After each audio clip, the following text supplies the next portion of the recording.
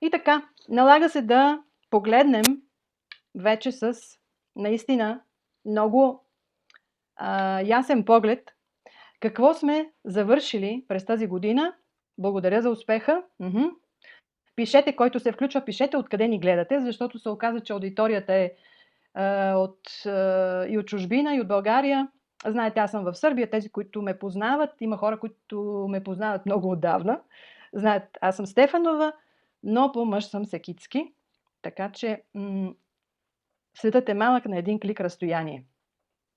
И така, ще почна отзад така от края, че за най-търпеливите до края на вебинара ще има подарък, специален чеклист как да победим прегарянето и да си върнем силите, защото 2025 година действително ни предизвиква. 2025 година ни кара всъщност да стоим буквално на тръни как ще приключим годината.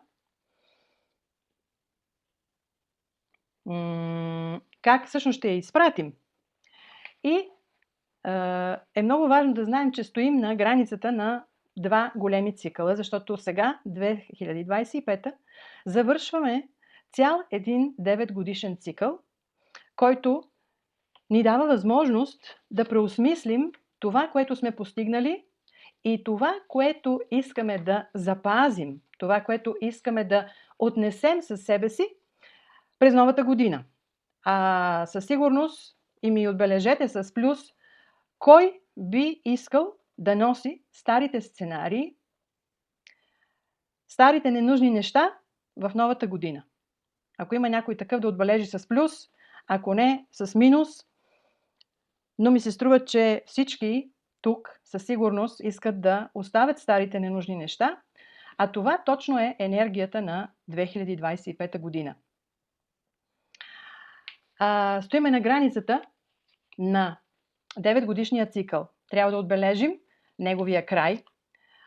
Заедно с него да се освободим от тежестите на това, което до сега сме натрупали и живели, но да запазим всичко, което е ценно, да запазим всичко, което сме изградили и което работи за нас.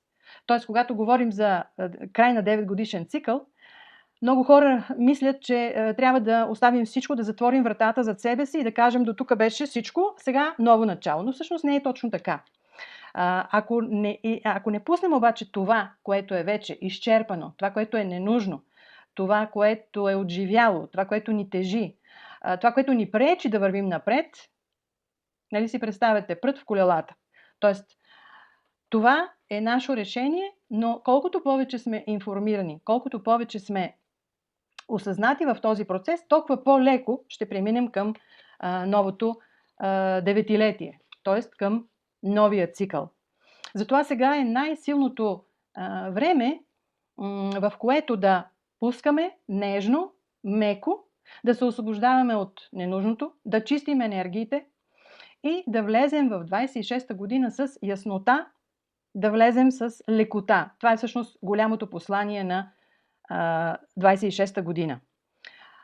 Ще засегнем в това представяне енергиите на двете години, трите ключови месеца, които сега приключват, задачите ни през декември, какво ни краде енергията, защото много хора се оплакват в момента, ако има такива и тук сред нас, моля пак с едно плюсче, отбележете, има ли такива изморени, изтощени, хора, които чувстват, че някоя сфера в живота им е зациклила. Отбележете с плюс.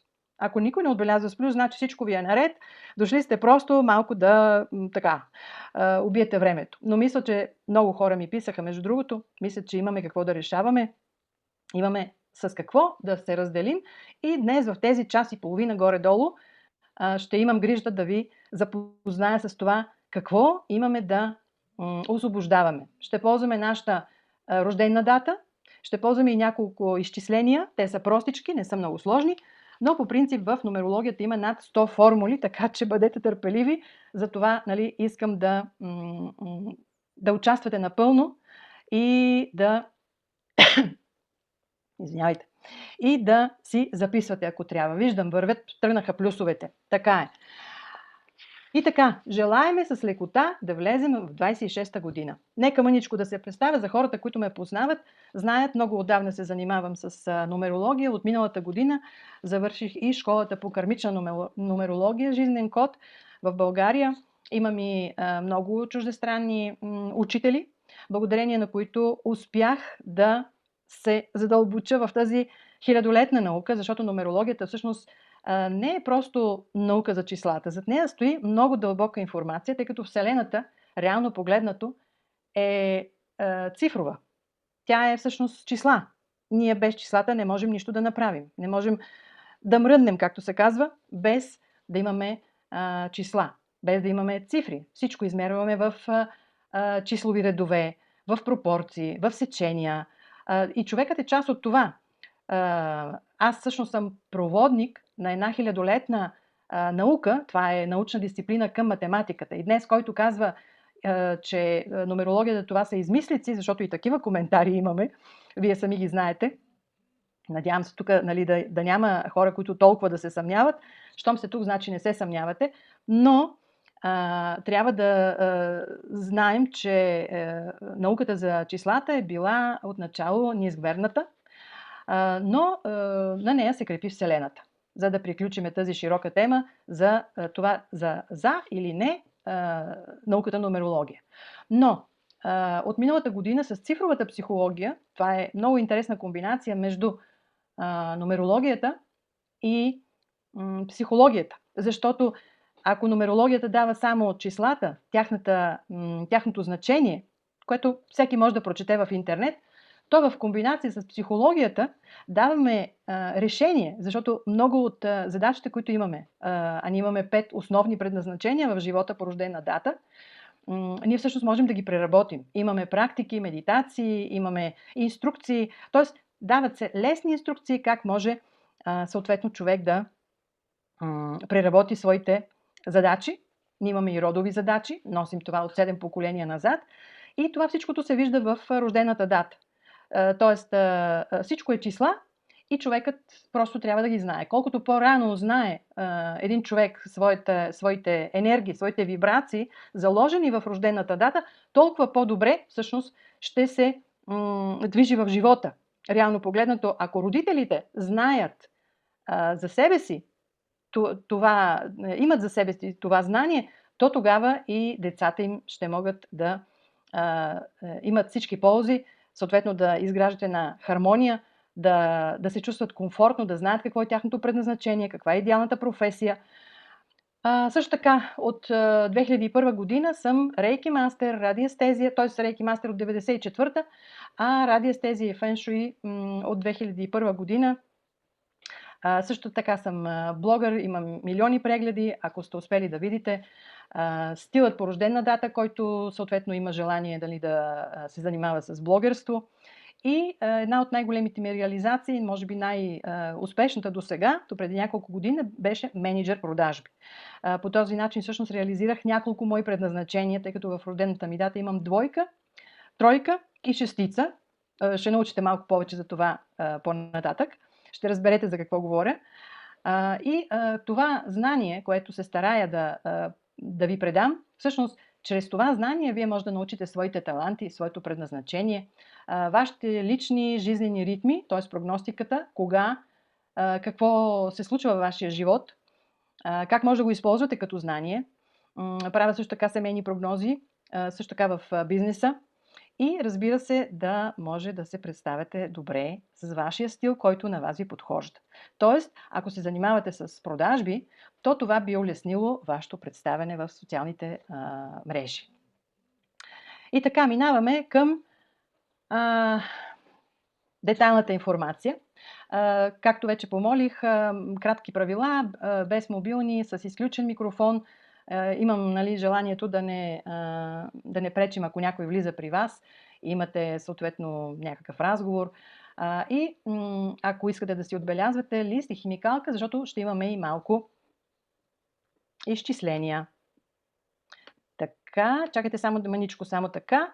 Ето, понеже закривам презентацията. Така. Смятаме чисто нумерологично годината 2025 година. Завършващата година е под числото 9. 2 плюс 2 плюс 5. Нулата, разбира се, слагаме, събираме, но тя не придава числово значение. И не само влизаме в годината на огнения кон, което е началото всъщност на февруари. Сега много се говори за това, но това е по източния календар. Това е 9-звездната Ки. Аз също имам опит с тибетската нумерология, но днес няма да. Днес изцяло всъщност ще се обърнем към класическата нумерология и малка част от кармичната нумерология. Доста хора са от разговорите, които имах, си мислят, че тази нова година, в която влизаме след броени дни, 20 дни всъщност остават, като числова енергия единица, може да бъде прекрасна, стартираме нови начала, т.е. всичко ново, хубаво ни се случва, но накрая на презентацията сами ще видите, че има и недостатъци, има и ползи тази година, зависи колко сме подготвени. Така че затягаме коланите и съответно влизаме в нашата информация. За да обърна още малко внимание на това и какъв елемент всъщност ще ни води в тази година, ще обърна внимание, че сега завърши по-точно преди няколко месеца 20-годишния цикъл на Земята по фъншуй, по източната философия, и влизаме в новия период на огъня, който може да бъде и много стихиен. Така както може да ни грее, така всъщност може да бъде и стихия. Преминаваме от елемента земя в елемента огън. А какво означава това? Това означава нови формати, нови индустрии, нови професии. Означава сътрудничество, партньорство, експанзивно развитие на много нови индустрии. Или на тези, които са успешни до сега, ще минат на ново ниво на развитие, с нови инструменти, с нови като апликации, например. Цифровизацията, вече сме свидетели на тези процеси. Съответно експанзивно развитие на системи, на професии, на индустрии. И ще сме свидетели на рязка промяна и на съвсем нови формати. Лидерство с много женска енергия, което знаем, жените са мощна сила, творческа сила, и това в много отношения ще смекчава огнения кон, ако мога така да се изразя, мисля, че вие ме разбирате за какво говоря, и с много мощен тласък за духовно развитие, защото самите трансформации предполагат, че ние ще се издигнем по-точно на едно съвсем ново ниво на развитие като хора. И така, октомври носеше енергиите на числото 1. Знаем, 10-ти месец, 1 плюс 0. И животът, реално погледнато, ни изпробваше нашата способност да се доверим и да приемем промените. Защото комбинацията между 9 от годината и 1 от месеца и от 10-ти месец, съответно, предполагаше съдбовни промени, обрати. Ние много често даже казваме, както паднат картите, така ще се случи. Ако имате такива събития, ще помоля, споделите в чата. Аз следя в този чат тук в Zoom-а. В лайв в момента гледат също хора. Не виждам коментарите, поне не ми излизат до момента. Може би пишат, така че ако имате такива събития, пишете, защото това ще даде обратна връзка на много от вас. Положителните аспекти през октомври бяха всъщност неочакваните възможности, които дойдоха. И много хора споделиха, тъй като септември беше под енергията на девятката. И си представете месец септември, като девятка, да е в 9-ти цикъл, в 9-та година. Ако може да си представите какво е това, това е преекспонирана девятка. Ще ме разберете за какво говоря, защото това означава, че септември месец много връзки се разрушиха, много проекти се провалиха, много взаимоотношения се развалиха, ако мога така да кажа. Тези, които бяха стабилни, изградени на хармония, на разбирателство, те останаха и се затвърдиха. но много хора се споделиха, и имам такива клиенти, които споделиха, че през септември е била най-голямата им криза. Но, когато дойде октомври, имаше дойде всъщност с енергията на една нестабилност. Тоест, разкъсвам се, защото нямам контрол над нищо. Защото числото 9 в нумерологията е свързано с вибрациите на приключване. И тези, които не искаха да се разделят с нещата, които вече не им вършеха работа, така или иначе им се наложи. Им се наложи да се разделят и да приключат. Октомври, всъщност тези съдбовни обрати бяха свързани с така нареченото зануляване. Тоест започваме нещо, но от нулата. Винаги, когато имаме нула в нумерологията, тя винаги говори за такива вибрации. Зануляване, за да започнем отново. Даже имам един клиент, роден на 10 октомври. На него наистина му се налага да започва много проекти от нулата. И той го прави успешно, защото е действително с изключително много хармонична звезда, ние така я наричаме. И съответно винаги той надгражда. Това е неговия опит. Тоест, ако е имало през октомври илюзия, че можем да се върнем към старото, то със сигурност сме преживели и кармичното прочистване. Тоест, ненужните хора, събития и ситуации са вече умрели.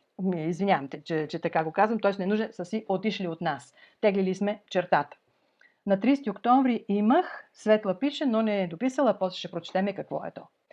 Ноември беше белязан от енергията на числото 2. Месец на хармония, интуиция, обединение, но имахме 2 единици, 11 месец, а това не е чиста двойка. Тоест имаше много целеустременост, много енергия в ноември месец, партньорства, сътрудничество. Винаги двойката е свързана с много голяма чувствителност, емоции. Двойката е също една от енергиите, които изключително помага за доверието, за компромисите, за изграждане на стабилни и силни връзки. Двойката и ноември месец всъщност бяха време за укрепване на взаимоотношения, за съвместни проекти, за планиране на такива взаимни проекти във всички области всъщност на живота. Желанието също да бъдем подкрепени. Двойката, между другото, е едно от най-емблематичните числа на подкрепата. Тоест, двойката има нужда от подкрепа. Именно за това качествата, които най-много ни помогнаха през ноември месец, бяха дипломацията, чувствителността, интуицията, умението да се слушаме и желанието да си сътрудничим. Декември вече е под енергиите на числото 3. Това е 12-ти месец, 1 плюс 2, това е 3.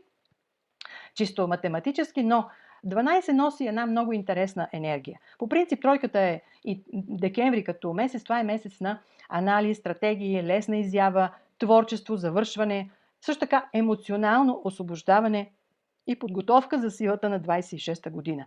Какво обаче означава тройката, когато сме в 9-ти цикъл, както е тази година? Това е емоционална честност, завършване чрез разбиране, разчистване на ситуации чрез емоции, творчество, изразяване на прозрения. Декември ни дава всъщност усещането, искам да завърша всичко, което се влачи, не е необходимо, вече е отживяло и да вляза в 26-та година по-лек. Дали от вас има някой, който има такива усещания? Това усещане дали ви го носи декември месец? Между другото, има вече в Фейсбук, които ни гледат, така че ако искате да гледате презентацията, влезте през линка в Zoom, за да може да следите и това, което показвам. Така. Ето ги и основните теми всъщност на декември месец, с които е по-добре да се съобразим. Те вървят под енергиите на емоционалните колебания, така наречените емоционални опашки. И е необходимо да ги откъснем. Тройката представлява всъщност окончателно прочистване, но чрез емоции. Това, което не сте изрекли, признали, това, което не сте преживели, то така или иначе ще изплува наяве, ще се появи. И може да бъдете обзети от внезапни сътресения, прозрения, сънища, чувства, които сте отлагали цяла година. И сега това изплува в съзнанието. Тоест, тук имаме един процес, който много хора разбират като регрес, едва ли не, но не, всъщност това е очистване преди новата година. Имаме 4 основни теми като задачи през декември от чисто психологическа гледна точка. Декември е идеалното време за свързване на това, което сме искали да завършим, да го хармонизираме чрез диалог и красив край с това, което искаме да започнем. Тоест, завършваме циклите, за да подготвим ново място, разчистено. Така че това се отнася между другото и за бизнес споразумения, лични взаимоотношения, вътрешни цели. Така че записвайте всички незавършени дела и по възможност до 20-24 декември ги приключвайте. Защото по друг начин те ще останат и през новата година. После ще видите, че има 4 периода през декември месец, с които е също важно да се съобразим. Втората задача на декември, това е да се справим сами. Може да бъде предизвикателство. И затова ключът към справянето с старите неща е именно чрез сътрудничество, чрез партньорство. Колкото по-умело си партнираме, колкото повече влизаме в диалог с близките хора, близки или бизнес партньори, няма значение, с толкова по-голяма лекота и успех всъщност ще можем да решим приключването на старите и ненужни проекти. Най-трудните проблеми могат да бъдат решени именно чрез открит диалог. Така че търсете съюзници, търсете съвети, делегирайте задачи и Вселената ще ви подкрепя. Третата тема, това е творческото финализиране. Т.е. резултатът от нашите усилия не трябва просто да бъде един сух отчет. Това съм направил, това съм завършил, толкова съм спечелил и така. А да бъде вдъхновяващо, радостно, красиво, т.е. обобщете и празнувайте дори и най-малките си победи. Това е много важно за нас, защото по този начин ще можем да сме доволни от себе си, че действително сме завършили достойно един етап в своя живот и започваме с радост, с творчество и лекота новият. 12, между другото, е числото на космическия ред, така че сред тази суматоха на новогодишните покупки, празници, Вселената така или иначе ще ни напомни да намерим нашата точка на вътрешна хармония. Тоест, именно оттам ще дойдат най-ясните отговори, така че практикувайте тези навици и тези практики, които ви правят щастливи. Тоест всичко, което ви носи удоволствие, радост, може да просто да отидете да изядете някъде парче торта. Това е нещо много дребно, нали? Но то ви носи радост. Тоест всичко, което ви носи радост. Така че осигурете си вътрешен мир, осигурете си вътрешна хармония, един разговор с себе си, за да може да преминете с лекота този месец, защото и той на пръв поглед е много интересен, много забавен под енергията на тройката, която е лесна изява в обществото, артистизъм, творчество. Знаете, че може би знаете, може би не. Това е една чиста статистика, но голяма част от актьорите имат тройки на ключови позиции в своята рождена дата. Така че нека да се радваме на малките неща и да си осигурим вътрешният мир. Така, векторът на декември е връщане на енергията на лекотата. Тоест, тройката в случая ще свали бремето на 25-та година като универсална девятка и ще възстанови вкуса ни към живота, т.е. да се радваме на живота. С вдъхновение, интерес, идеи, всичко може да оживява. Изясняваме си и целите. Тоест, вътрешния ни компас, ние така го наричаме, този месец всъщност е за нас като вътрешен компас да изясним какво искаме, какво не искаме, къде искаме да бъдем, къде искаме да отидем, с кого искаме да отидем. Тоест, това не е просто едно планиране, а верния компас. Затова го наричаме векторът на декември. И разбира се, комуникация, срещи и диалози. Това е един от най-мощните инструменти, за да изпълним своята задача през декември и да приключим 25-та година. Ето ги 4 периода. Първият на размисъл и прочистване до 9 декември завърши. Много хора чувстваха емоции, осъзнаване, емоционални сътресения също и до голяма степен разбираме какво вече не работи. Ако има от вас да споделите, дали смятате, че с нещо сте се разделили благополучно или неблагополучно, няма значение. Защото сега следва една много интересна част, че започваме да разчитаме декември месец по нашият рожден ден.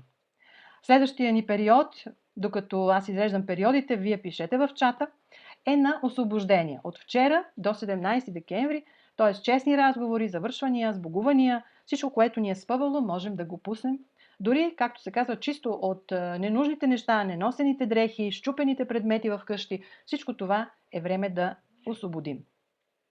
За да може преди бъдни вечер, т.е. в седмицата, няколкото дни преди бъдни вечер, до 24-ти, да си възвърнем енергията. Защото няма как да влезе нова енергия на старо място, пълно с стари неща.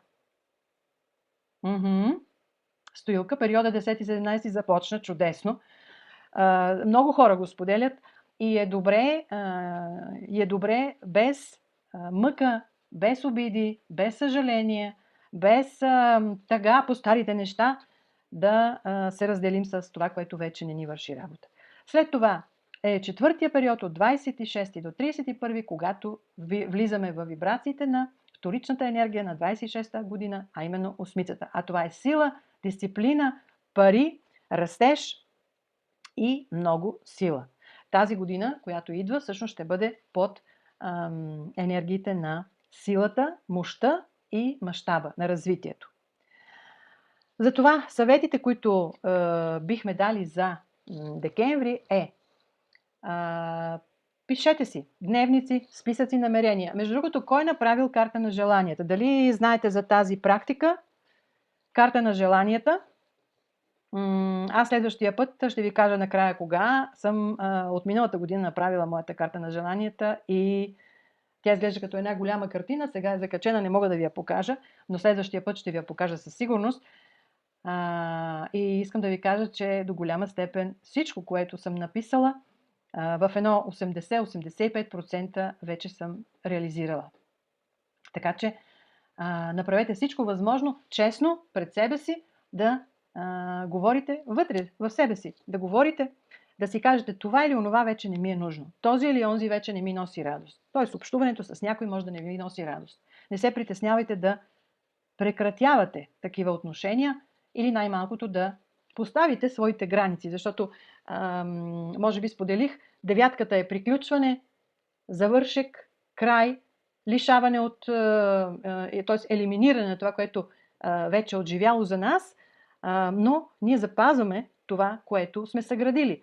И е много добре да си поставим границите, за да не ни удари тази огнена вълна на идващата 26-та година. Простете, ако има нужда от прошка, това е най-силната практика, която може да ни помогне с разделянето на двата периода, 25-та към 26-та. И така, комбинацията между енергията на тройката и новата енергия, вторичната енергия 8, която е от 26-та година, прави една много интересна спойка. Прави този фин поглед в 26-та година и съчетава нашето желание, силата, реализацията и започваме да усещаме мащаба на предстоящата година. Има ли от вас хора, които са вече планирали нещо ново през 26-та година? Не виждам да споделяте в чата. Добре. Предполагам, това са нови проекти. Могат да бъдат нови проекти, пътувания, преместване, нов дом, а може да дойде, както казваме, да падне от небето и може да се случи през 26-та година. Така че това е нашата всъщност подготовка за тези нови енергии. Пътуване, чудесно. Румяна, пътуване. Така че подготвяме се. Пътувания, Испания. Има проекти, Стоилка, чудесно, книга, прекрасно. Това е много, много, много силен проект, между другото, защото е свързан с много силна духовна енергия. Много хора ще усетят силата на 26-та година именно чрез издигането си на ново духовно ниво. Тъй като ние не просто, това мисля, че всички го разбираме, не просто отново отиваме в позиция 1, т.е. излизаме от позиция 9 и отиваме в позиция 1. Не е така. Всъщност ние отиваме на ново ниво, като спирала, точно както спиралата. Така че 26-та година ще ни покаже по много интересен начин с какво ново може да се занимаваме или да направим нов проект, или да намерим ново обкръжение, нови приятели, както споделих, нов дом. Ако пък вашия дом е красив, подреден, т.е. всичко е уредено комфортно, то тогава може да бъде някаква промяна в дизайна. Нали? Няма значение. Тук вече съвсем личен избор е това. И така, действаме и виждаме, започваме сега с рождените дни. Нямаме нужда от изчисления, съответно нямаме нужда от никакво смятане, просто зависи кога сме родени. Ще започнем от там. Какви действия ни крадат енергията през декември и какви са основните ни проблеми? Имаме ли тук единици? Т.е. хората родени на 1, 10, 19 или 28, от който да било месец на годината. Отбелязвайте. Аз ще погледна за секунда в Яна. Добре.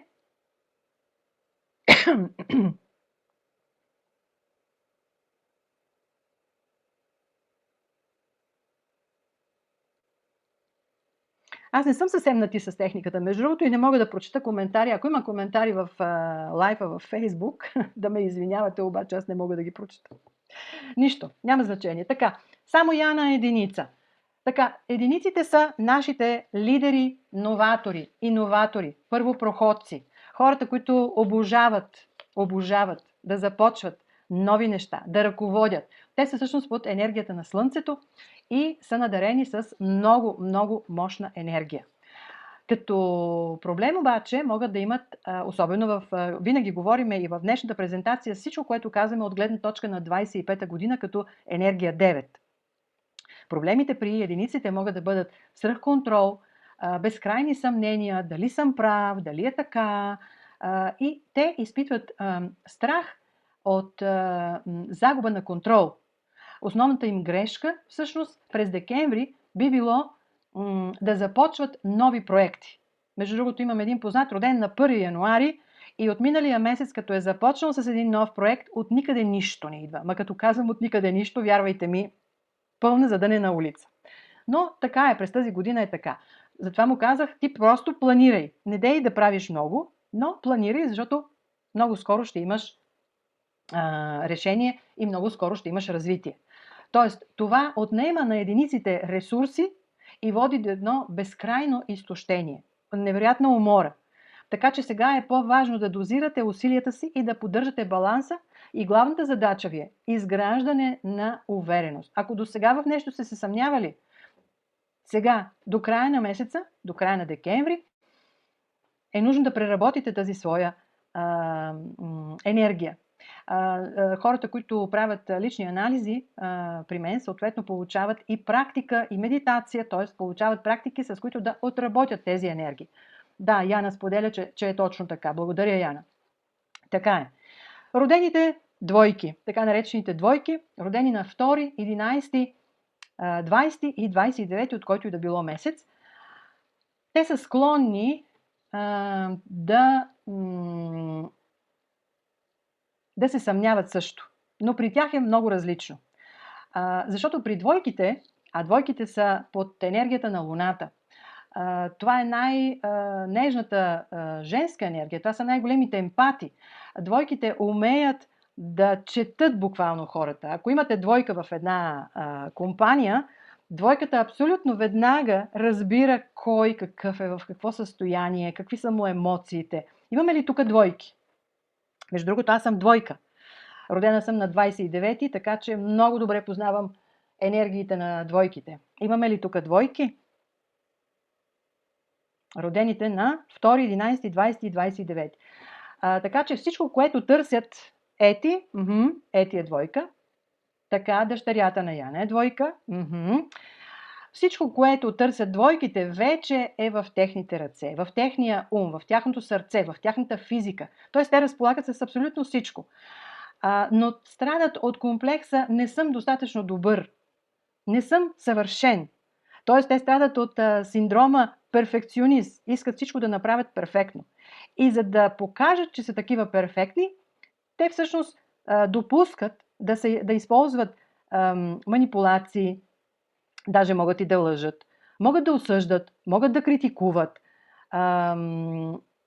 Тяхната енергия всъщност се изчерпва чрез конфликти и когато са много ангажирани, защото двойката също, понеже всичко разбира, може много, те са абсолютни работохолици. Особено 11-ката е пар екселанс работохолик, енергия на 100 000%, могат да издържат всякакво натоварване, но това им изиграва много лоша шега. Така че, ако сте двойка или познавате двойки, избягвайте спорове, не се претоварвайте с задачи, защитавайте всъщност емоционалното си състояние и главната ви задача през декември, това е поставяйте си граници, здравословни граници. Молят ви за нещо, но вие сте заети. Обикновено двойката ще приеме и след това ще съжалява, защото ще е твърде уморена и почвате ни критики, ни обиди. Не, просто кажете: това не мога да го направя и толкова. Трудно, понякога е доста трудно, особено когато е с близки хора, но това е така. Така че главната им задача на двойките, поставите си граница. Дори ако имате около вас двойки и видите, че двойката е много уморена, много натоварена, не се опитвайте да я товарите още, просто прегърнете ги, проявете нежност, мекота, уважение и тогава двойката просто ще се разтопи. Тройки. Имаме ли тройки в аудиторията? Имаме ли тройки в аудиторията? Родените на 3, 12, 21 или 30, от който да било месец. Това са най-артистичните, вече споменах за енергиите на тройката, това са най-големите артисти и в живота са големи артисти, между другото. Те са невероятно обаятелни, те са под енергиите на Юпитер. Това са артистизъм, изява, лесна изява в обществото по принцип и са изключително аналитични. Те могат да преценят всичко, могат да анализират каквото и да било. Но твърде много емотивни, те изпитват голяма емоционална нестабилност, много са чувствителни към мнението на околните и има една опасност да се изгубят, буквално да се изгубят, ако нямат план. А декември изисква всъщност фокус, т.е. по-малко хаос и повече структура за тройките като съвет и главната им задача това е фокус на вниманието. Т.е. трябва да се съсредоточат в това, което е техния фокус. Нямаме тройки в аудиторията. Добре, продължаваме с четворките. Родените на 4, 13, 22 и 31. Имаме ли такива?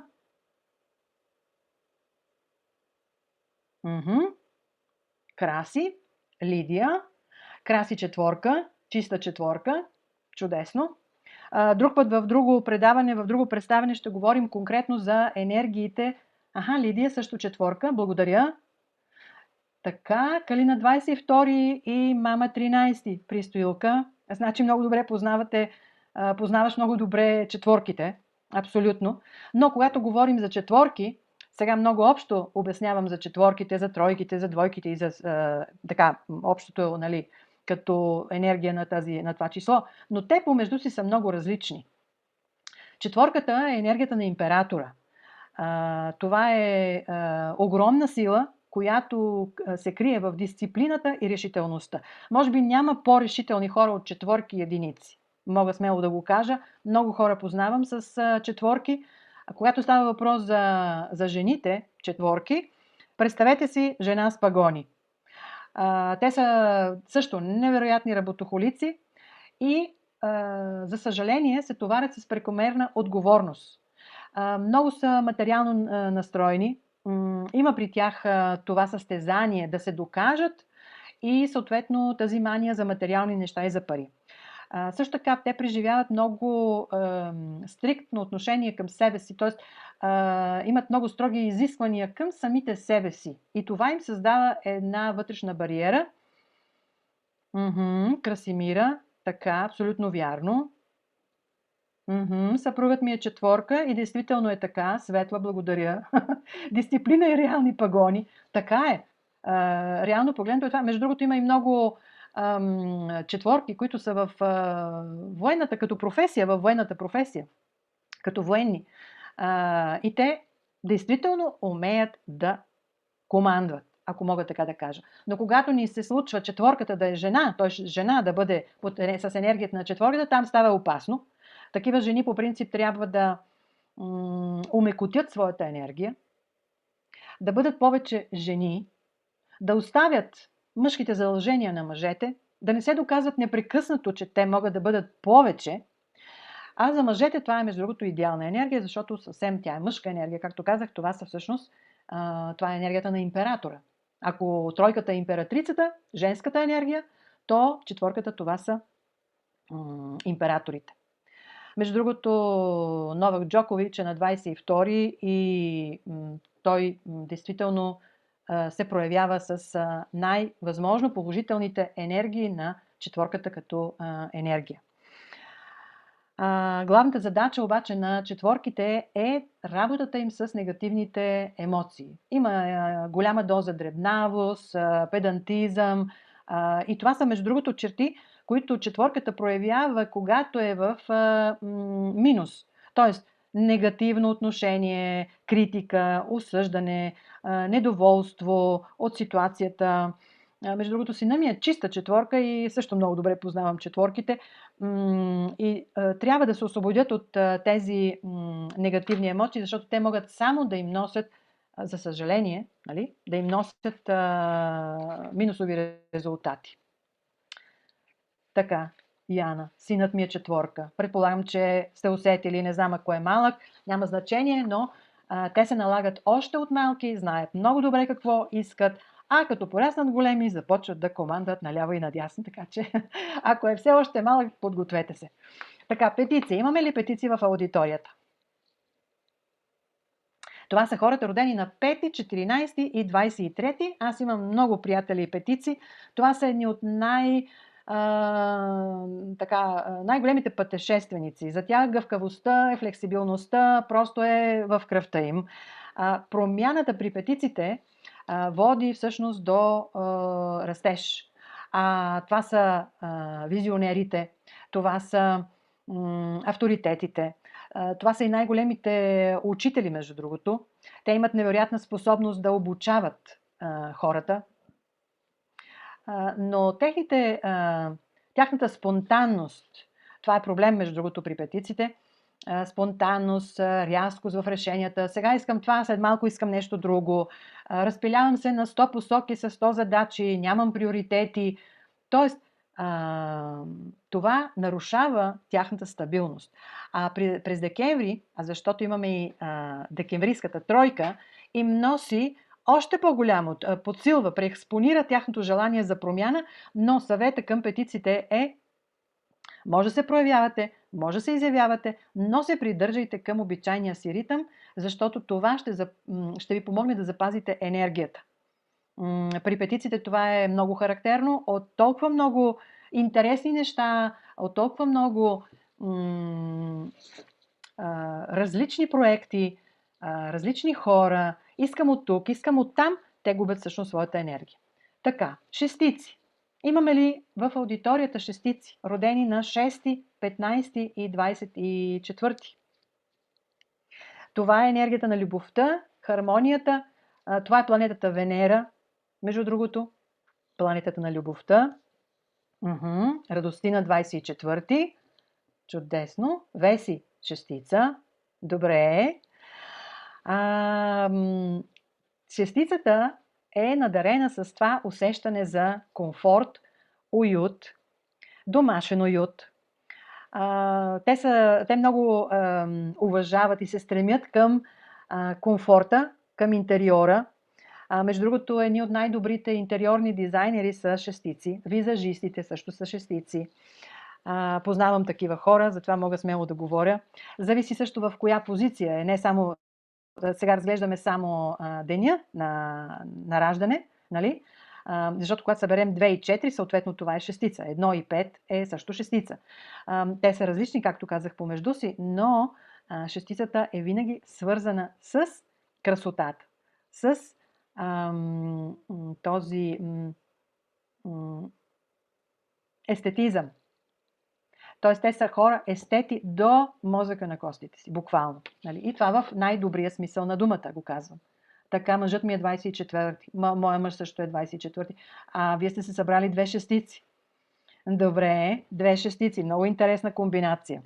Аз съм съответно двойка или 11, айде да бъдем точно 11, пак двойка, той е 24, вие сте 6 и 24, така че със сигурност може и да бъркам, може и не. Вие кажете, т.е. вие оставете плюс, ако е така, но сигурно живеете на много комфортно място.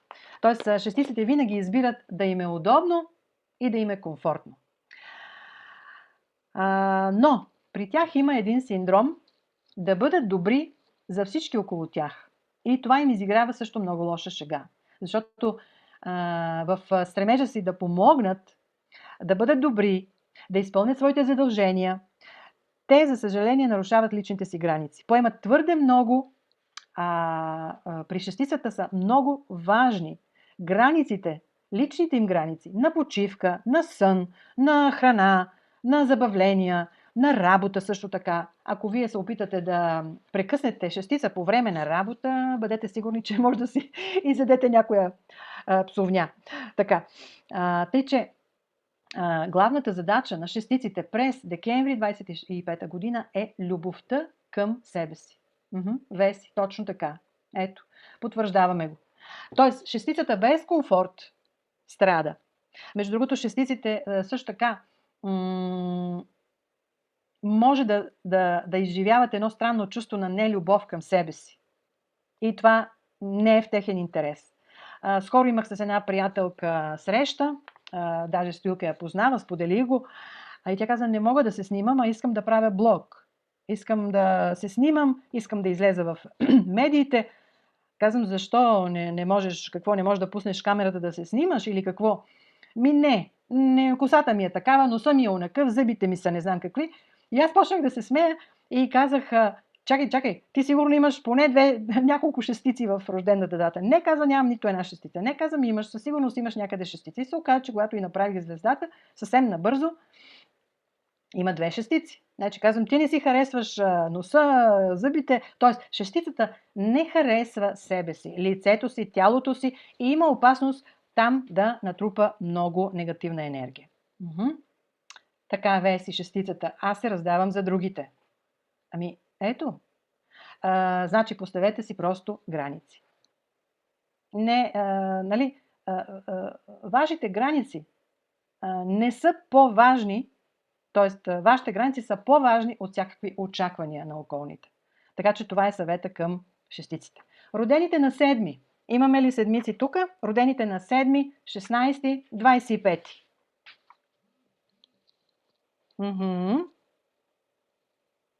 Светла. Чудесно. Така, слушайте интуицията си. Между другото, седмиците са изключително надарени с мощна енергия на движение напред. Те са амбициозни, те са лидери, но духовни лидери. Сестра ми седмица, а племенникът ми на 25. Каква хубава компания си имаш. Четворки и седмици. Да. При седмиците е много важно да слушат своята интуиция, защото седмицата знае правилния път. Дори да няма достатъчно информация, седмицата е надарена с това знание да знае на къде трябва да се върви. Но при седмицата има 2 сценария. Каква може да е тяхната грешка? Или изтощително, буквално до изтощение, преследване на успеха, или апатия и отлагане. Тоест, когато не е точно така, значи мързел, апатия, отлагане, няма значение. Между другото, това е синдром на отлагането, това е синдром и той се лекува много лесно, когато човека е поставен пред това да няма избор. Защото седмиците, аз познавам една чиста седмица, мъж, който е кошмарно просто в бизнеса. През всичко ще мине само и само да стигне до успеха. Но те са много зависими от мнението на другите хора. И това ги изтощава. Тоест, те искат да знаят какво мислят хората за тях. Те искат да знаят дали са оценени добре, да изглеждат добре в техните очи. И декември месец всъщност те трябва да се фокусират на своята интуиция, а не на мнението на другите и на съветите на другите. Тоест тяхната задача, главната задача на седмиците е преработка на негодуванието, на критиките, на недоволството, този синдром на жертва, който много често проявяват седмиците. Това е много често. Пак повтарям, това е когато те са в минус. Кога сме в минус? Когато сме на ниски вибрации, когато сме в паника, когато сме притиснати, когато сме в безизходна ситуация, в паника. Това го имаме предвид, защото ние, колкото и да сме прекрасни, отработили всички енергии, винаги можем да изпаднем, щем или не щем, винаги можем да изпаднем в негативизъм и в минус. Много е важно как излизаме от тази ситуация. Нали, това е известна тази философия. Може да 100 пъти да паднеш, важно е дали ще станеш 101 път. Така, това е за седмиците. Осмиците, родени на 8, 17 и 26. Имаме ли осмици в аудиторията? Зори, добре. Аз познавам доста осмици, между другото, много интересни личности са. Така, бизнес партньор, Краси осмица, Красимира осмица, благодаря. Знаете колко са напористи, нали? Те поемат огромната отговорност на живота. Това е всъщност едно от най-силните, най-мощните числа в нумерологията, в цифровата психология. Знаете, като обърнем осмицата да легне, става знакът на безкрайността.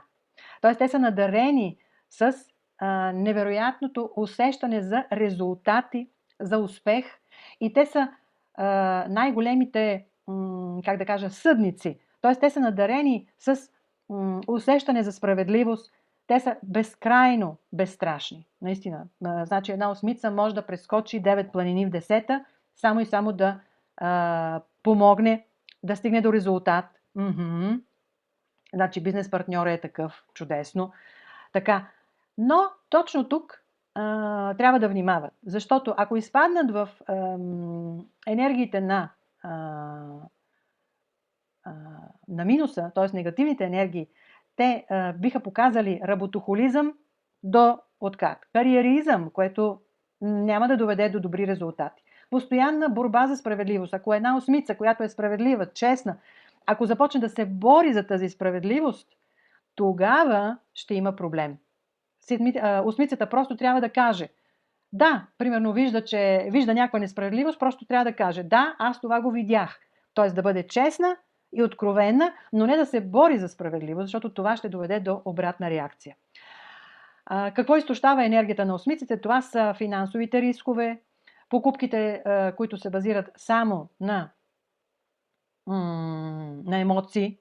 Нали? И сега през декември всъщност те трябва да сложат малко преграда, малко бариера към тези емоционални покупки.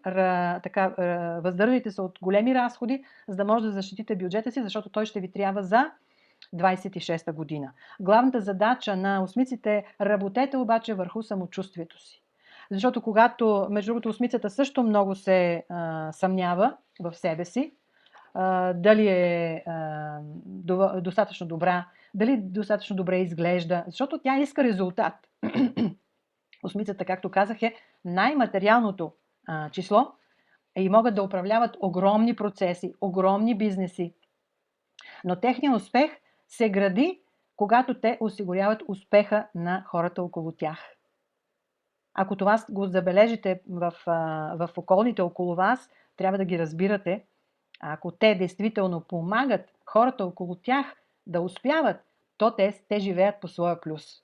Те всъщност са в положителните си енергии. Когато обаче отидат в другата крайност, кариеризъм, само за себе си, само в своя личен интерес, тогава вече осмицата губи. За съжаление губи. Тоест алчността им може да ги доведе до пълен крах. И на такива неща сме били свидетели. Добре. И девятките. Хората родени на 9, 18, 27. Това са хората, чието мисли всъщност създават тяхната реалност. Каквото си пожелае една девятка, това ще получи. Така че внимавайте какво си пожелавате. Девятки имаме ли? Ето. Ето две комбинации на едни прекрасни 27 стоилка, мъжът на 18 и Руми на 18. Благодаря. Каквото си помисли, особено 18. Каквото си помисли 18-ката, това го постига. Така че внимавайте какво си мислите, защото то се случва.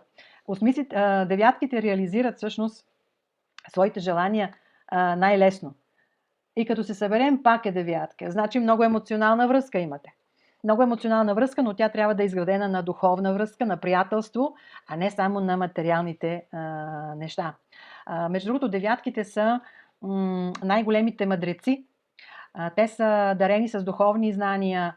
Те са целители, между другото. Едни от най-големите целители са лечители, носят енергията на девятката. Особено ако това е предназначението ви по професия. Ще видите, в годината това има значение. Или пък имате много девятки в рождената си дата. Аз имам 3 девятки и като се сметнат по нумерологично, се получават много интересни комбинации. Това е, между другото, моята реализация с радиестезията и феншуй, защото аз усещам енергиите. С радиестезия мога да работя дори от разстояние. Нали? Друго е, разбира се, човека да е пред мен или да виждам дома, в който премервам енергиите, къде има геопатогенни зони. Така че девятките са надарени именно с такава енергия. Те обикновенно се вълнуват от езотерика. Нали? Но има една опасност. В годината имам 18 на върха. Ето, значи, езотериката, целителството. Между другото, стоилка е една от най-добрите специалисти, завършила академия Разборов за констелациите, за преработка на родовите ни задачи, изобщо на рода. Така че ние работим в сътрудничество с нея. И това е една много важна практика, която много хора може би знаят, може би не знаят, но помага изключително добре да се разделим и да прекратим дори така наречения енергиен развод. Било с човек, било с ситуация. Така че тя изцяло работи по предназначението си. И благодарение на нея, тук вече малко лична информация ще внеса, благодарение на нея всъщност дойде информацията за цифровата психология, и тя е съосновател на тази школа. Съответно, аз завърших тази школа и съм безкрайно благодарна. Ето такива могат да бъдат девятките. Тази година и сега конкретно, декември месец, трябва задължително да се освободите от обиди, от стари модели, от стари навици, защото те са точно като прът в колелата. По този начин, ако запазите такива дори хора, събития, вещи, модели, навици, обиди, това всичкото ще изчерпа енергията ви и няма да може да влезете в 26-та година с лекота. Така че всеки път, когато признаете тези свои сенчести страни, правите една крачка напред, по-близо към силата си, защото девятките също носят огромна сила. Всъщност те са в пълна хармония, девятките са в пълна хармония с идващата година, защото те са под елемента огън. Така че те са в пълна хармония с огнения кон. Имаме ли други девятки? Защото от тук нататък вече преминаваме към за топлите думи прегръщам те. Да, ти си всъщност прекрасния повод, аз да съм тук, аз да съм се проявила. Така че смело мога да кажа така, една много мощна и хубава енергия. Всеки, който има девятка до себе си, знае, но пак повтарям, девятките не трябва да се прикриват, не трябва да се отдръпват. Между другото, като аркан в тарологията, девятката това е отшелника. Тоест, ако една девятка започне да се затваря, започне да се изолира, съответно ще има проблем. Само момент, изключи ми се Try to reconnect. Не. Имаме момент само. Секунда. Отново сме на линия. Добре. Така. Отново сме на линия. Това казвам заради хората, които гледат в Фейсбук. Така. Действаме напред. Много често може да чувствате, че вашият живот се противопоставя на усилията ви. Вие работите, примерно, това се случва много често. Работим за резултати, които обаче буквално се изсипват между пръстите ни, изчезват в последния момент. Или връзката ви отново навлиза в фаза на неразбиране. Или, примерно, парите се изплъзват като вода през пръстите ви. Или пък енергията ви намалява, въпреки че се стараете все повече и по всякакъв начин да успявате. Но не успявате. Това е защото имаме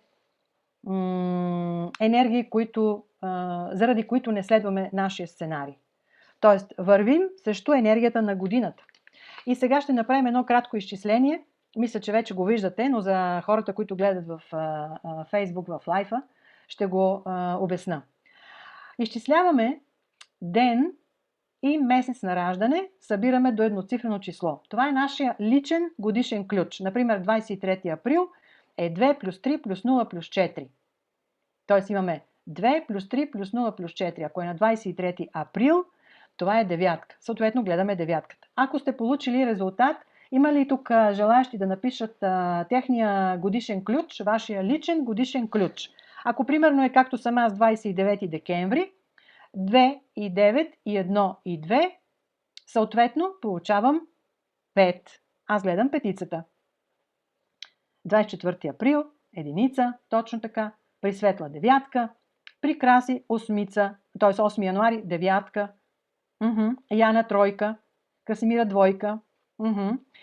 Когато сте получили 1, 5 или 9, вашия ключ е 1, 5 или 9, това е забавене. Т.е. тази година, сега, особено декември, това е полагате повече усилия, а получавате по-малко резултати.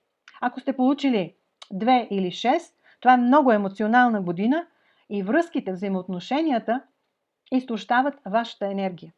Ако сте получили 3 или 7, започвате много, но не завършвате своите проекти. Ети единица, Зори тройка, Лидия петица. Благодаря ви. Ето, четем. Ако сте получили четворка или осмица, съответно лесно е да се изтощавате. Особено ако сте на грешен път. Т.е. трябва да следвате своя път. Четворките и осмиците са, както вече споделих, заредени с много енергия за резултати и за постижения. Така че могат да усещат този месец като бреме. Още едно изчисление сега ще ви дам. Подготвяме се. Това е само рожденият ден. И ще видим коя сфера от живота ви е зациклила. Тук вече хората споделиха. Да, благодаря ви 18, това е девятка. 8 си е чиста осмица, девятка, 24 радостина шестица. Така че четем. Значи, ако сте едно, това са първи, съответно 10, 19 или 28. Много усилия, а малко резултати и губите енергия. В сферата на взаимоотношенията, двойките усещат емоционални колебания, някакво негодование, някакво неразбиране. Т.е. това са все ключове, т.е. зацикления, които трябва да решим. Тройките, ако имате тройка, вашето предназначение, липса на яснота за това на къде да вървите и какво да изберете. Тройката, при Зори е тройка, при Ети двойка, Яна единица. Ако сте четворка, ако сте получили четворка, може да наблюдавате хаос в бизнеса, отлагане, липса на система. При петиците, взаимоотношенията, страх от интимност, повтаряне на едни и същи сценарии. Това са, между другото, все енергии, които са в минус. Нали? Разбирате го това. Шестицата. Важно е вашето предназначение. Ако живеете за целите на другите хора и забравяте за своите, то просто не следвате своето предназначение. Седмица. Мисля, че тук нямахме седмици. Да, никой не се обади при седмиците. Това са пари, импулсивност, емоционално харчене, безразсъдни инвестиции също може да бъде. Ако сте получили осмица, радостина осмица, Светла седмица. Да, извинявам се. Светла седмица. При осмиците взаимоотношенията. Твърде много контрол, сравнение, критика, конкуренция за внимание. Тоест, сферата на взаимоотношенията съответно страда, зациклила. И девятките, предназначението. Да не следвате собствения си път, изтощава вашата енергия. Тоест, дори да не знаете дали следвате или не следвате пътя, ако вие непрекъснато се чувствате изтощени, много работа, много общуване, това ви изцежда като лимон, нямате, нямате достатъчно удовлетвореност в работата, със сигурност не следвате точно вашето предназначение. Значи можете нещо да делегирате. Винаги имаме решение за такива ситуации. Чудесно. Преминаваме към следващата тема, а това е един много мощен общ инструмент. Тук искам малко да обясня, че това, което сега споделям в това представяне, е само върхът на айсберга. Това е може би само 1% от знанието, което можем да имаме за себе си, когато знаем повече за енергията на цифрите. Така че, не знам, всъщност интересно ли ви е това, което споделям? Помага ли ви да разберете повече себе си? Споделяйте, слагайте плюсчета, да, коментирайте. Добре, благодаря ви. Да, на практика всички. И сега, моята изненада, това е, пак казвам, един много мощен инструмент, който помага на много хора да знаят на къде да вървят. А то е как привличаме парите и как губим парите. Сега вече ще смятаме. Чакайте малко да преместя така. Сега имаме да смятаме, за това са ви нужни и лищитата. Събираме всички цифри от датата на раждане. За пример съм дала 14 май 1991 година. Това, което ще получите като едноцифрено число, това е всъщност вашата мисия, числото на жизнения ви път. В случая 1, в този пример, който съм дала, 1 плюс 4 от деня, плюс 0 плюс 5 от месеца, плюс от годината 1 плюс 9 плюс 9 плюс 1, това е 30. 3 плюс 1 е 3. Значи жизненият път на този човек е тройка. И ето и разшифровката. Така. Тройка при Яна. Девятка при Стоилка. При Стоилка много девятки. Добре. При Радостина седмица. Тройка при Краси. Прекрасно. Ако сте получили единица, четворка или седмица, това е енергията на действието. Парите растат, когато проявявате инициатива и дисциплина. А ги губите, когато отлагате. Когато отлагате във времето да действате. Двойката и шестицата, това са енергиите на взаимоотношенията, на партньорствата. И доходите при тези хора идват чрез партньорства и връзки. А се губят, когато носите на гърба си всичко сами. Тоест, ако се опитва една двойка да свърши цялата работа или една шестица, ако говоря пак за число на жизнен път, т.е. сбора от всички цифри. Призори, 8 април 78. Да, единица. Енергията на действието. Така, тройка и петица, ако сте с мисия тройка или петица, това е енергията на идеите и на промяната. Парите идват чрез творчество, креативност, обновление, промяна, пътешествие, а се губят, когато седнете на едно място и чакате нещо да се случи, а то само от само себе си не се случва. Тогава, разбира се, губите. Ако сте с мисия 8, съответно, имате енергията на големите пари, на изобилието. Растежът идва, когато управлявате, когато структурирате, а губите, когато проявявате свръхконтрол. Тоест, осмицата трябва да омекоти своето желание да контролира абсолютно всичко. Ети петица. Ети предполагам, че вие пътувате много. Или поне имате доста промени около вас. Това би ви помагало. Осмицата. Значи, осмицата трябва да омекоти, да не бъде винаги фокусирана и приоритет да не бъде винаги материалното. И девятката е енергията на мисията, на предназначението. И финансите идват при девятките, когато следват своето предназначение, своя път, своята мисия. Между другото, девятките губят, когато вървят към изолиране, към самовглъбяване ненужно, защото това пък ги прави да се съмняват в себе си.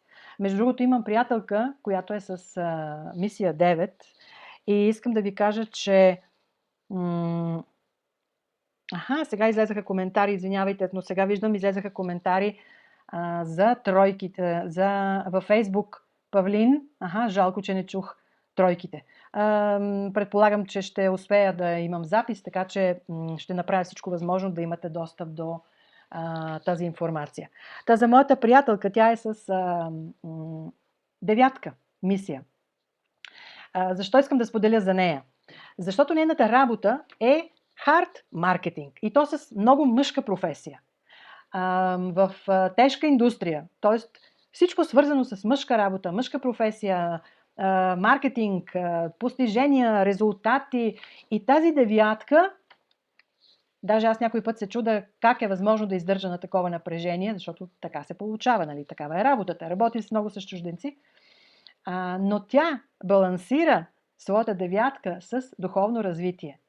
Тя е изключително духовен човек и всъщност се получават двете крайности. Работа, която е свързана с чисто материална, маркетинг, резултати, цифри, продуктите са и в тежката индустрия, представете си, но тя съумява, защото тя се занимава с йога, с духовни практики и това я поддържа в невероятна хармония, в невероятен баланс и, което е най-важното, много добре е подсигурена. Т.е. тя печели изключително добре. Именно защото успява да хармонизира своите енергии. Вече не пътувам така. Ети, сигурно ще пътувате от 26-та година. Бъдете сигурни, че ще пътувате. Бъдете абсолютно сигурни, че ще пътувате. Ще има такива възможности. Или поне направете възможно да пътувате. Веси 6 3 56-та. Да. 6 3. Добре. Тройка. Добре. Промяна, идеи, творчество, креативност, артистизъм. Изобщо, може би сте и добър блогър. Не знам каква ви е професията, но ще е интересно. Така, всички ли сметнаха своето предназначение? Тоест, своето число на жизнен път, мисия, защото от тук нататък вървиме точно за нашата мисия през декември месец. Тоест, как преживяваме този месец по число на жизнения път. Добре, мисля, че всички споделиха.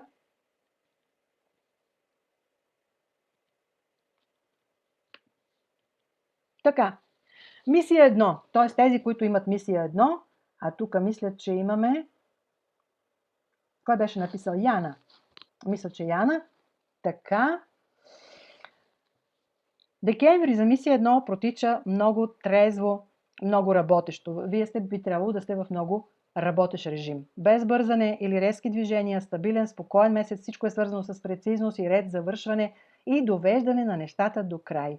Поставете си реалистични цели и спокойно закривате емоционални родови задачи, така наречените опашки. И започвате да се чувствате уверени, че всичко е под контрол. Връзките стават по-спокойни, с по-малко възходи и падения и повече топлина. Яна, мисия 3. Добре, вие сте мисия 3. Финансово при единиците нещата също са добри, стига обаче да играете на сигурно. Т.е. без риск, никакъв риск. Декември ви дава всъщност една солидна основа и да грабнете момента. Тук трябва да съберем 9 плюс 12. 9 плюс 12 на кого? Не, това е мисията. Не е 9 плюс месеца, не е 9 от годината и 12 от месеца. А това е, ще върна слайда, това е по рождена дата, събираме всички числа от рождената дата до едноцифрено число. Числото на жизнения ни път. Или много хора го знаят като мисия. Така, нали? Сега е ясно. Окей. Така че единиците спокойно вървете напред, но всичко да върви планирано. При мисия 2, декември е много активен, оживен месец с промени, които не сте планирали, т.е. може да имате много изненади. Възможни са пътувания, смяна на обстановката, между другото аз съм мисия 2. Мисия 2. Много нови идеи, неочаквани срещи. хващаме вълната, нещо се променя в работата, в взаимоотношенията и невероятно усещане за лекота. Важно обаче мисия 2 да не стои безучастна и да се вкопчва към старите навици. Защото през декември именно животът показва, че движението е нашият ресурс. Тоест без движение общо взето няма нищо. Тази година и този месец показват точно това. Мисия 3. Това е Яна. Имаме ли друга тройка? Да, Веси също. Декември протича за вас в топла, домашна, уютна атмосфера. Прекарвате повече време с любимите хора, решавате семейни взаимоотношения. Това е месец на комфорт, на бавно темпо, на възстановяване на силите. Дори да имате бизнес, дори да имате работа, който изисква да бързате, да постигате резултати, направете всичко възможно да влезете в равновесие, да влезете в баланс. Защото ако сте уморени, декември всъщност ще ви даде възможности да си починете. Дали ще ви пуснат в непредвидена отпуска, т.е. може дори да не е от вас. Ако отдавна искате да украсите дома си, това също е точно сегашния момент, да се свържете отново с миналото, да създадете уютна атмосфера.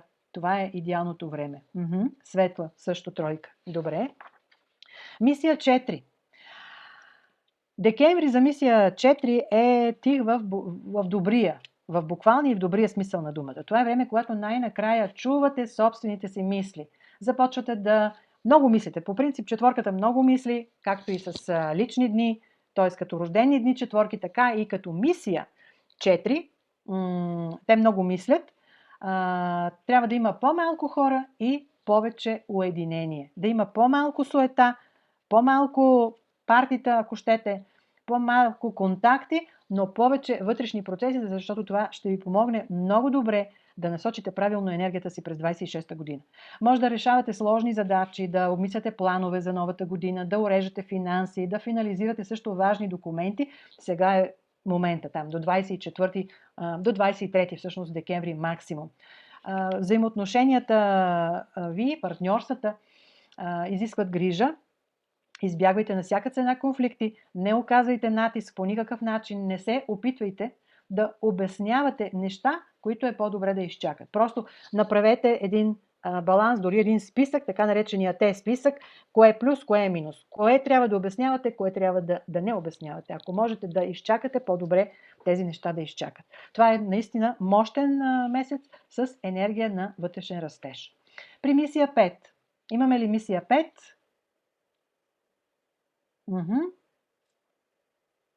Да, мисля, че имахме мисия 5. Така, Веси. При Веси и мъжът. И мъжът ви е с мисия 3. Вие сигурно и нещо заедно може и да работите. Не знам. Интересно. Мисия 3. Мисия 5. За петиците, за мисия 5, декември е най-натоварения месец. Защото носи кариерни решения, преговори, отговорност, решителни действия. Просто трябва да грабнете шанса, защото декември ще ви предлага нови възможности. Ако имате нужда от пари, възможностите идват, но трябва да поемете отговорността за тях. Ако имате смела идея, която изисква смела стъпка, сега е момента да я предприемете. Ети е петица. Чудесно. Ети, това е за вас. Месец на кариерни решения и на смели стъпки напред. Така, мисия 6. През декември мисия 6 затваря един голям цикъл за себе си. Може да приключи проект, връзка, да отхвърлите стари идеи. А ако сте имали някакви очаквания, може да ги отхвърлите, може да се разделите с тях. Защото това е месец на резултати и съответно край. Тоест, виждате какво е работило и кое не е работило. И съответно това, което не е работило за вас, можете спокойно да го отделите и вече да не му обръщате внимание. Много пространство, много време и много енергия освобождават шестиците. Ето, Веси споделя. Да, следвахме университета заедно, 25 години по-късно работихме 15 години заедно. Ето. Още един опит как работят енергиите на числата.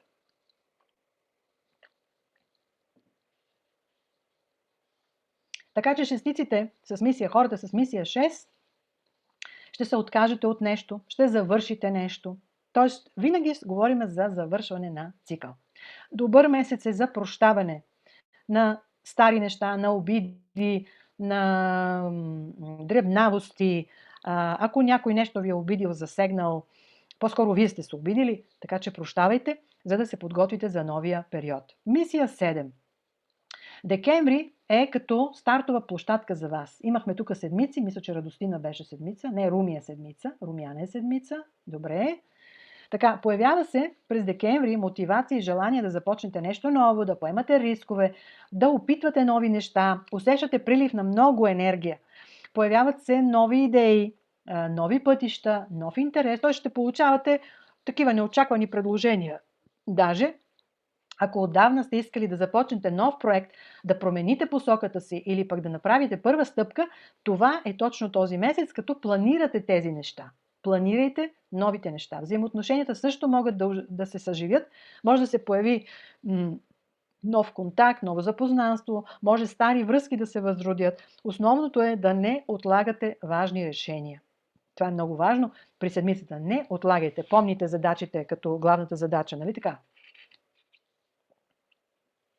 Осмицата. Тези хора, които имат мисия 8, за тях декември месец умекотява характера им. Знаем, мисия 8 и по принцип числото 8 е много мощно, много силно, много твърдо на момента, но декември умекотява цялата атмосфера около вас. Не толкова сила и хъс, колкото взаимодействие, доверие, подкрепа. Това е месец, в който мисия 8 може да решава всичко чрез хората. Взаимопомощ, диалог, общуване, споразумения, договори, компромиси, ако се налага, ще бъдат успешни.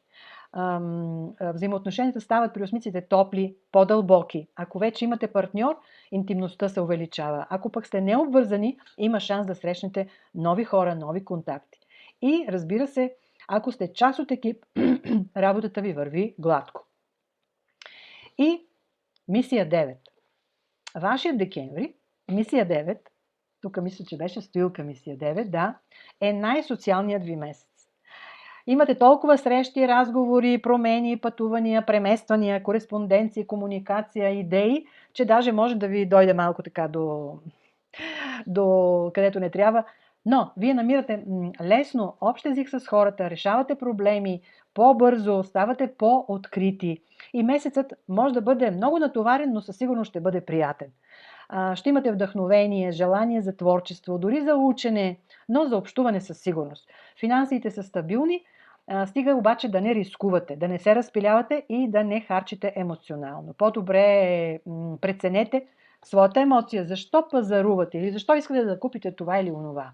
Разбирате ме за какво говоря, нали? Така, девятките.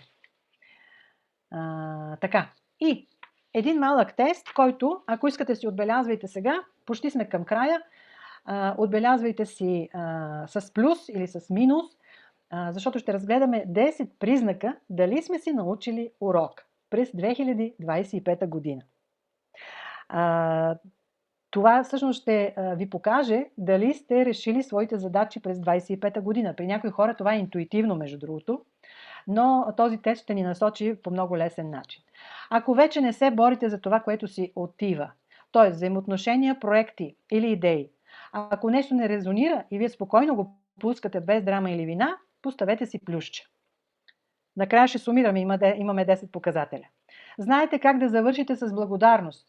Не колко още мога да направя, а благодаря за преживяването. Съзнателно слагате или може да сложите край на нещата и изразявате благодарност за своето пътуване с човек в дадена работа и така. Ако е така, ако знаете как да завършите с благодарност, то поставете плюс.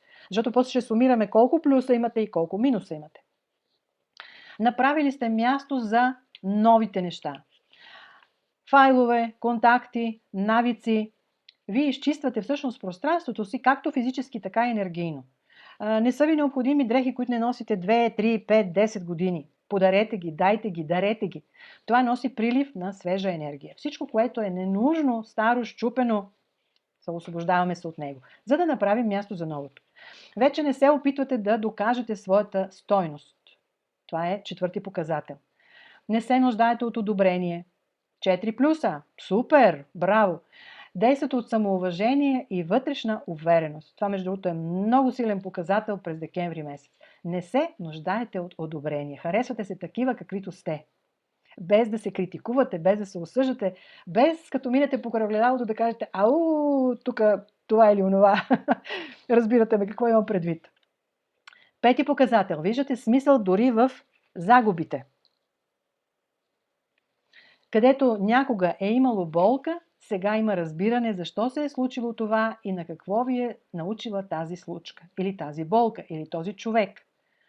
Това е така наречения енергиен развод, създадена ситуация. Защото ние, за съжаление, държим в ума си, в сърцето си стари неща, стари връзки, стари отношения. Време е да се разделим с тях. Тоест, ако виждате смисъл дори в това, което сте изгубили, поставете плюс. И радости на 4 плюс. 6-ти показател. Изпълнявате стари обещания и дългове. Тоест, затваряме всички недовършени неща. Нещо, което не сме завършили, обещали сме, дори емоционални дългове. Това е чиста енергия. Тоест, трябва да се освободим от всичко това. Аз, примерно, стоят ми няколко неизпълнени задачи, така че по 6-та точка аз имам минус. Поставила съм си минус, защото, за съжаление, много съм заета. Така се случват нещата. Тъй, че по показател 6 имам минус. Имам какво още да завършвам. Защото имам време до 24 декември. Така, 7-ми показател. Преосмисляме средата си. Усещате кой се движи напред с вас и кой е част от вашето минало. Без осъждане, но с яснота. Тоест, кой ви подкрепя, кой върви с вас рамо до рамо, кой разбира вашата работа, кой разбира вашите стремежи, кой ви помага във вашия стремеж за израстване. Това, между другото, е много силен момент. Кой може да изпита даже емпатия към това, към което вие се стремите. Тоест, преосмислете обкръжението си. Защото ако има хора около вас, които не ви разбират, критикуват ви и казват: това не е важно, защо го правиш всичкото това, защо се товариш толкова, защо това, защо онова, помислете за това каква е тяхната мотивация. 8-ми показател. Чувствате лекота и вътрешна свобода. Сякаш сте свалили тежка раница от гърба си. Намерили сте дъха и вдъхновението си. Дори ако на пръв поглед всичко тепърва започва. Това, между другото, също много интересен показател. Усещането за вътрешна свобода и лекота. Защото, знаете, в началото го казах, не знам дали всички го чуха, лайт мотива на 26-та година е: влизаме с лекота и яснота. Така, Руми плюс, добре. 9-ти показател. Вече не търсите, а творите. Вместо да търсите правилния път, започвате да действате от това, което вече съществува. Тоест, градим на това, което вече сме създали. Интуитивно, спокойно, уверено ползваме това, което вече сме създали, това вече, което сме изградили. Не търсим нови неща, а надграждаме. Защото, за да отидеме по спиралата на новата позиция в година единица, ние отиваме на едно ниво по-нагоре. И 10-ти показател. Чувстваме се готови за нов цикъл, защото 26-та е единица. По 8-мицата плюс. Отлично, Светло. Отлично. Творец. Нека да бъдем творци. Възниква импулс към нова посока. Проект. Ново начало. Нови интереси. Нови контакти. Ново обкръжение. Не се втурвайте в него от страх, а по-скоро навлизайте съзнателно във всичко ново, което сега, през декември, ви се случва. Ако това е така, отлично. Значи 10-ката на прав път сте. Напишете сега колко от тези стъпки сте постигнали тази година. Общо 8 плюса. Прекрасно. Светла, моите поздравления. Краси, 8 плюса. Руми, 10 плюса. Вие ще влезете просто като птица в 26-та година. С лекота. Прекрасно. Това са наистина добри резултати. Виждате колко интересен този тест с 10 знака, че сме научили уроците си. 9+. Така е. И аз съм с 9+, защото на шестицата имам минус. Не съм завършила доста неща, които, разбира се, ще намеря време да завърша. Аз по него умея. Аз съм работохолик. Ети, 7+. Благодаря. Добре. Ако имате нужда от съдействие, правя 15 минути по принцип, нали, ви казвам, с хората, с които не се познаваме, правя 15 минути блиц диагностика, коя сфера къде трябва да се преработи. Тоест, когато имате желание за връзка с мен, знаете моя имейл, може да ми пишете директно, но най-добре е да се включите в Telegram канала, защото там може да коментирате директно. Аз чета коментарите, може да имате директна връзка с мен. Правим връзка през Telegram. Между другото, много практичен инструмент. Радвам се. Благодаря на споделянията. И така, остават броени дни до Нова година. Точно 20 дни. И ако усещате, че няма празненство във въздуха, то това не е просто умора. Това е вашият личен код по рождена дата, показваш какво трябва да спрете, какво трябва да направите, какво трябва точно сега да предприемете, за да посрещнете тази година. За да имате силата, коража, лекотата, любовта към себе си, а да не прегаряте. Това е много важно. Да не прегаряте. Именно за това днес съм ви подготвила и този подарък по повод прегарянето. Ще го споделя накрая. Ако искате да знаете какво ви очаква през 26-та година, 18 декември е датата, на която, ако искате, ще се срещнем отново, за да научим какво ни очаква през 26-та година, какво да направим, за да избегнем старите сценарии и, разбира се, какъв подарък ви е подготвила Вселената за 26-та година, защото тя непрекъснато ни предоставя подаръци под различни форми. Книги, хора, събития, срещи. Даже и вашето присъствие днес тук не е случайно. С някои хора се познавам тук от години, обаче се срещаме тук, така че вашата среща, т.е. вашето присъствие тук не е случайно. Стоилка, години, приятелство и то не само приятелство, много други неща. Е прекрасно, така е. Затягаме коланите и се втурваме към нов цикъл с космическа скорост. Какви могат да бъдат обаче ползите? От сега искам да ви ги анонсирам, за да имате предвид какво може да очаквате и от какво евентуално да се предпазите. Ползите.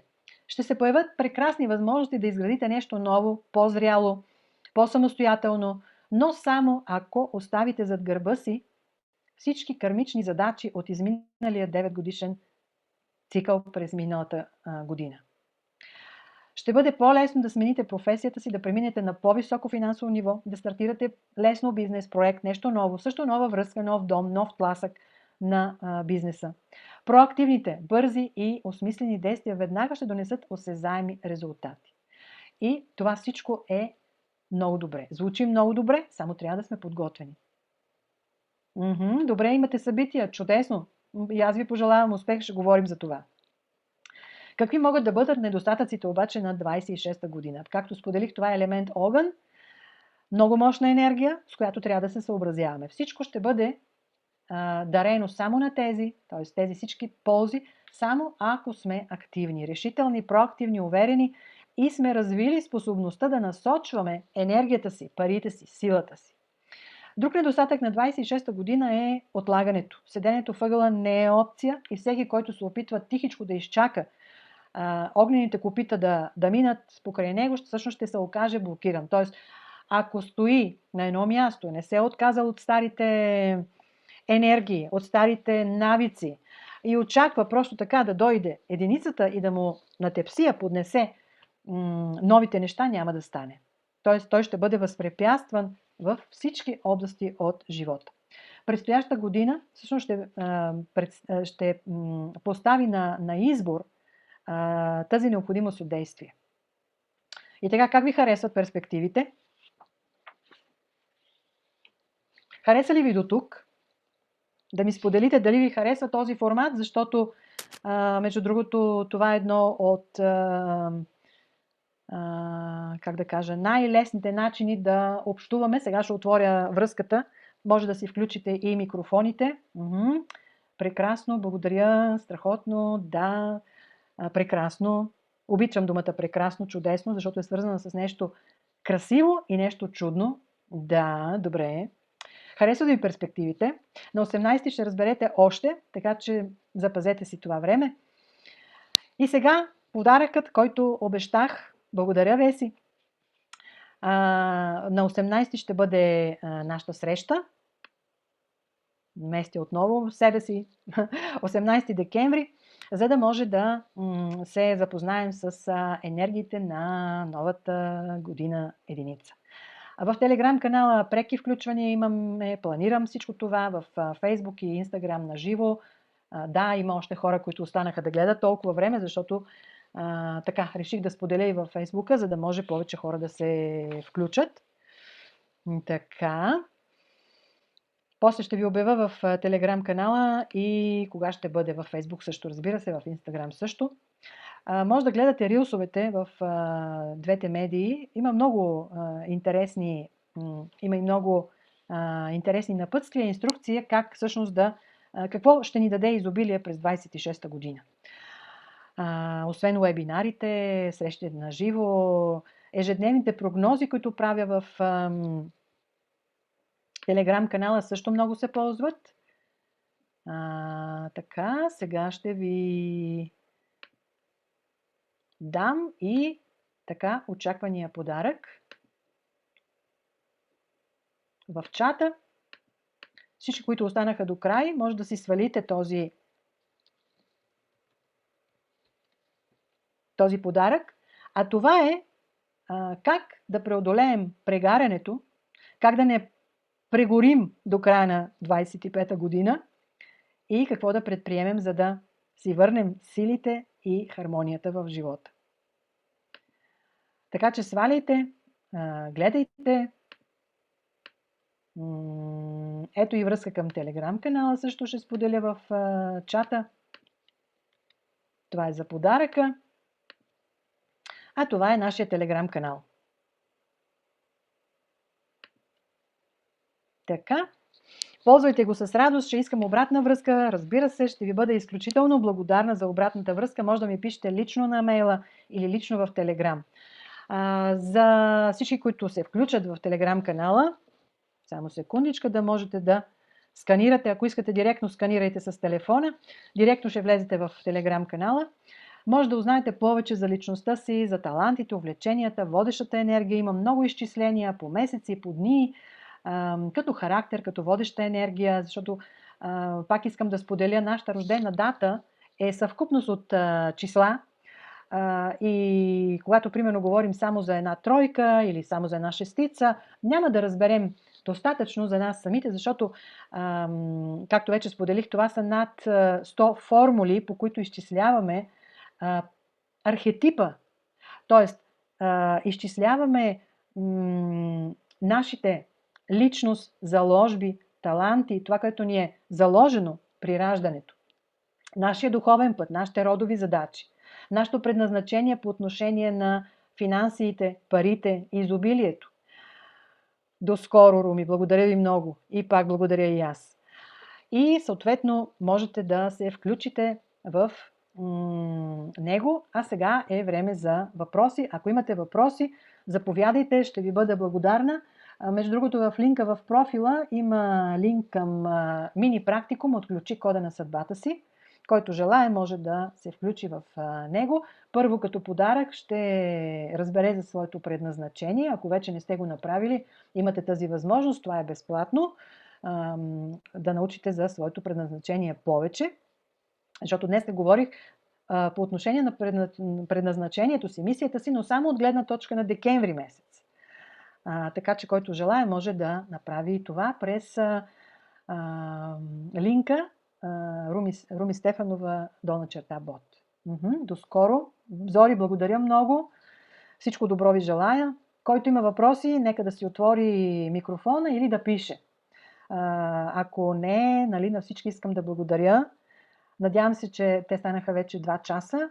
Бях планирала час и половина, но ето, информацията винаги е много и може да говорим много. Затова отделям време винаги накрая. Благодаря, Лидия, и на вас. До скоро. Благодаря, Краси. Добре, имате ли въпроси? Някой пише ли в момента? Хубава вечер на всички. Не виждам коментари в гледащите на лайфа в Фейсбук. Там няма коментари. Благодаря, Яна, и аз. Благодаря. Радвам се, че ви е било интересно. Радвам се, че ви е било полезно. Ще пожелая весели празници. Виждам, че никой не се включи.